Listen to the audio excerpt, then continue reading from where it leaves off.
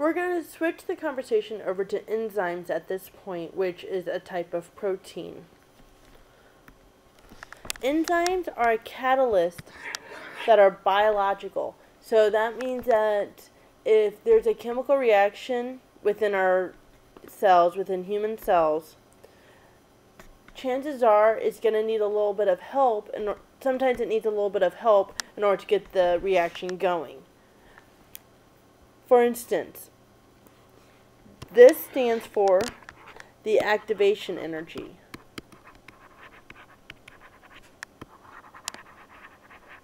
What that means is that's how much energy that you have to put into a reaction in order to get the product out. What a catalyst does, and what an enzyme specifically does, is it lowers the amount of effort it takes to make the reaction occur. So since it helps it along, it happens faster and more efficiently. Which, if the catalyst wasn't there, if the enzyme wasn't there, there's a high likelihood that the reaction wouldn't actually go forth, and then our cells would end up breaking down. Enzymes, you can recognize an enzyme by the ending of ASE, for instance, sucrase, oxidase. They've actually changed the way enzymes are named. Sometimes the reacting, for instance, sucrose is sucrase.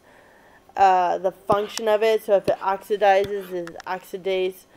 They've actually switched it over to a more structured way of naming enzymes by the classification by the reaction that's being catalyzed. For instance, oxidation reduction, oxidoreductase. Hydrolysis, hydrolase. So you can see how they relate the name with the reaction.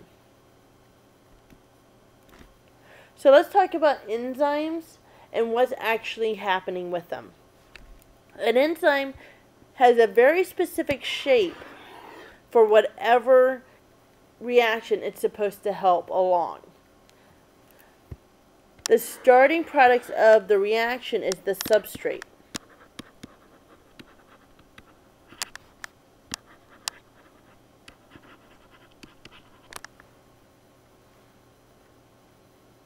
So these are called the reactants when we were referring to the chemical equation. And then we have the products over here. So the substrate enters the enzyme at the active site. So this area here is considered the active site. And then it binds with the enzyme itself, and then it helps to do whatever reaction it's supposed to do. It could be any number of things. And then when it leaves the enzyme, the products are formed. The enzyme itself stays intact. So it's there at the beginning, then the substrate comes in, it does its reaction and leaves, and it's there at the end. So the enzyme is always there. So if we're looking at the active site here, so this hole here is supposed to be the active site. It's linking on to the different amino acids that are within the active site. And so then the reaction itself occurs here, and then it leaves. This is what they call an intermediate.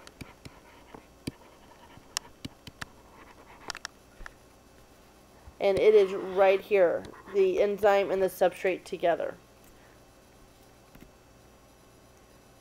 And that picture we just saw would have fit into this picture right here, that part right there in the enzyme.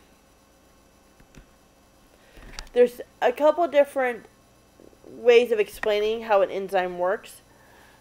The lock and key model is very rigid, and they call it lock and key because you can't use a forward key with a dodge, Or even if you have two Toyota Camrys, the same key isn't going to unlock both cars. So it's extremely specific.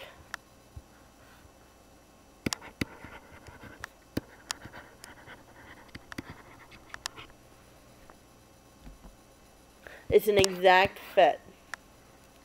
Whereas the induced fit, it's not as rigid. The induced fit kind of allows the substrate to come into the active site, and then it shapes around it. It forms around it.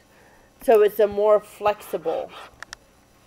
And then once the reaction is done, it'll open up and let it leave again. So let's take a look at a review.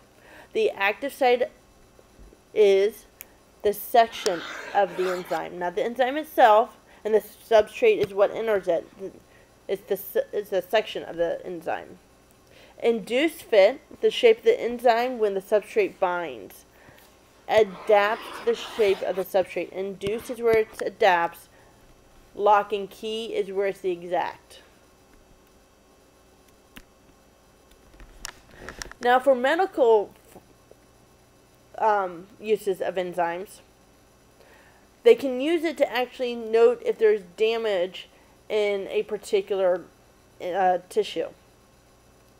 Enzymes are there to carry out reactions. If the reaction is not occurring, then that enzyme is then released into the fluids, whether that's blood or whatever.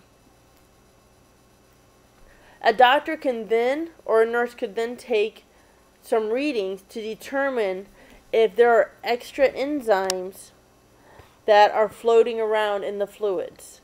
And if there are, they can diagnose a problem. For instance, if there's extra LDH, somebody may have had a heart attack or a liver disease. If there's extra ALT, someone might have hepatitis. So if there's these extra enzymes within the fluids, they can determine if there's an issue with the body breaking down. Here's an example.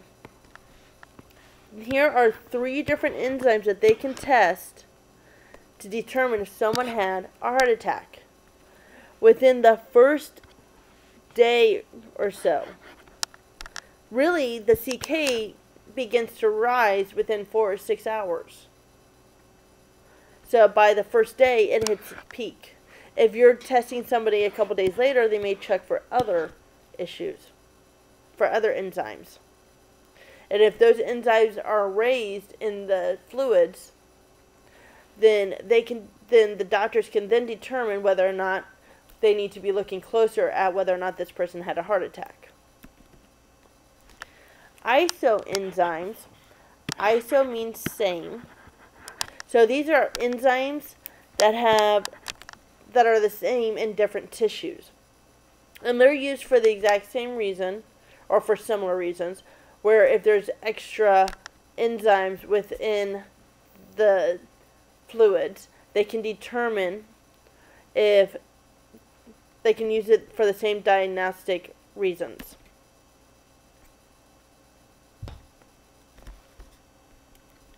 And that is your introduction to enzymes.